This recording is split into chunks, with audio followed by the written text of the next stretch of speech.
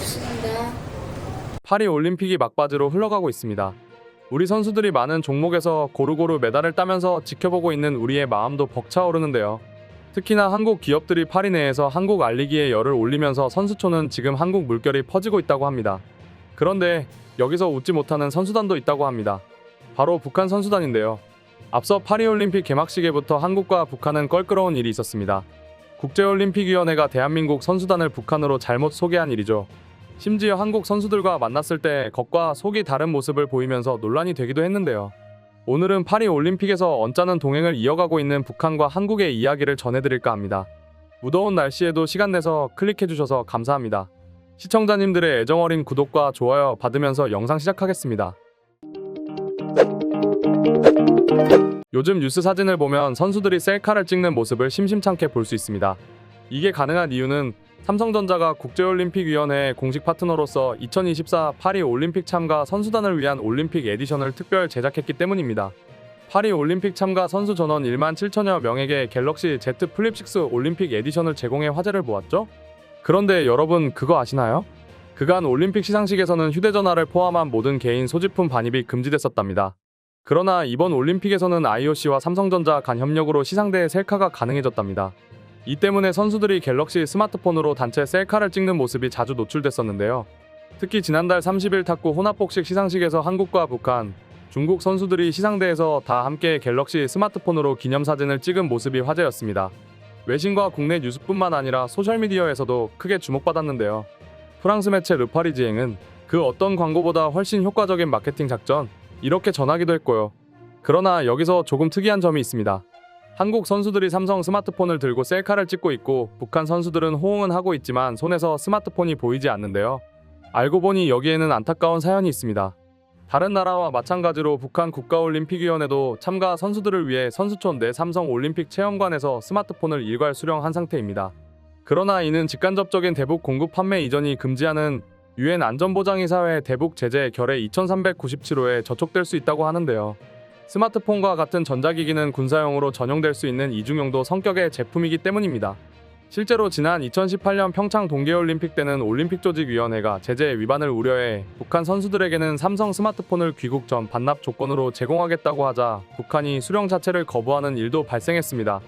다만 이번엔 아무 조건 없이 북한 선수단에 삼성 스마트폰이 제공했습니다. 그렇지만 이게 선수들이 계속 사용할지는 미지수입니다.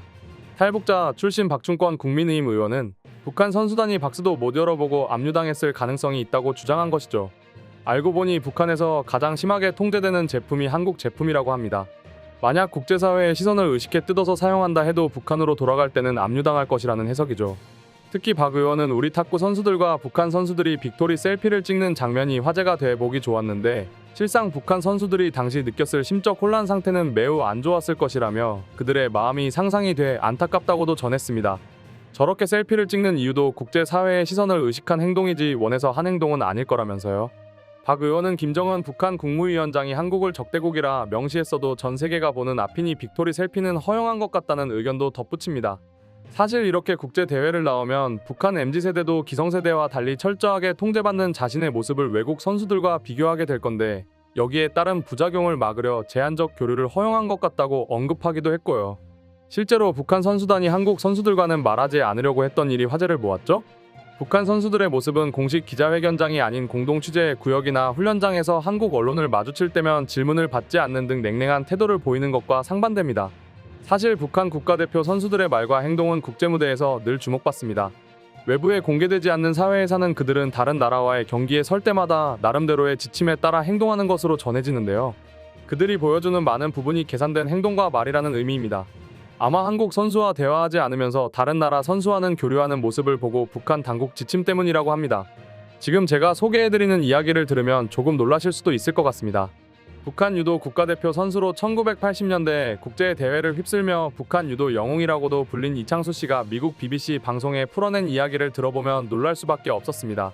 1989년 유고슬라비아 세계선수권대회 동메달, 1990년 베이징 아시안게임에서는 은메달을 따내는 등 이창수 씨는 북한 유도계에서는 간판급 선수였습니다. 1991년 바르셀로나 세계선수권대회에 참가했다가 북한으로 돌아가는 길에 기차에서 뛰어내려 한국으로 귀화한 이창수 씨는 지난 1990년 베이징 아시안게임 당시 한국의 정훈 선수에게 결승에서 패하고 탄광을 다녀왔다고 합니다. 한국 선수에게 졌다는 이유 때문이죠.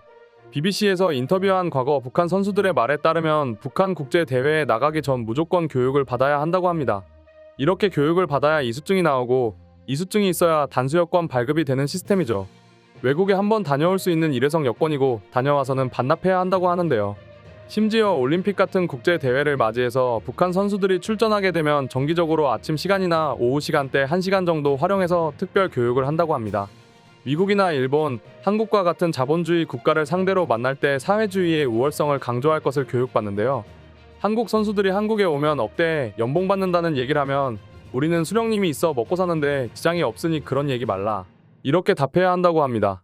심지어 본인들은 풍족하진 않지만 수령님 품에서 걱정 없이 공부도 하고 운동도 하면서 잘 산다고 말하지 않으면 문제가 되는 거죠. 또 북한에서 국가대표 선수 생활을 하며 받았던 교육에는 세세한 행동 지침도 포함되어 있다고 하는데요. 예를 들어 이번 올림픽에서처럼 국제대회에 나온 북한 선수들이 취재진들의 질문에 답을 하지 않거나 경기 후 상대 선수의 악수를 거부하는 행동 모두 교육 내용의 일부라고 합니다. 심지어 대회에 나가기 전 받는 교육에 따르면 외국 선수들은 언제든 북한의 정보를 빼낼 준비가 돼 있는 간첩이라고 칭한다고 하는데요. 다른 나라들을 사회주의를 허물어뜨리는 수령에 대한 비방, 사회주의 공화국 체계에 대한 비방, 우리 주민들이 허덕이고 있는 것 등에 대한 비방을 통해 간첩 활동을 할 수도 있고 우리를 이용해 언론을 통해서 북한이라는 나라를 헐뜯고 무시할 수 있다는 것에 대한 경고를 한다고 전했죠. 국제대회에서 메달을 땄을 경우 외신 기자회견에서 받을 수 있는 예상 질문에 대한 답변도 미리 교육을 통해 유도한다고 합니다. 예를 들어 외신 기자들이 어떻게 1등을 하게 됐느냐고 물어보면 수령님의 지도하에 당의 품에 안겨 우린 근심, 걱정이 없기 때문에 이러한 경기력이 나와 1등을 할 수 있었다. 이런 식으로 얘기를 하도록 유도하고 교육을 한다고 합니다. 이제야 왜 북한 선수들이 그렇게 딱딱하게 말했는지 이해가 가는 대목이네요. 그러나 외국인 선수나 관중과는 교류하는 모습에 조금 씁쓸하다는 생각이 들기도 합니다.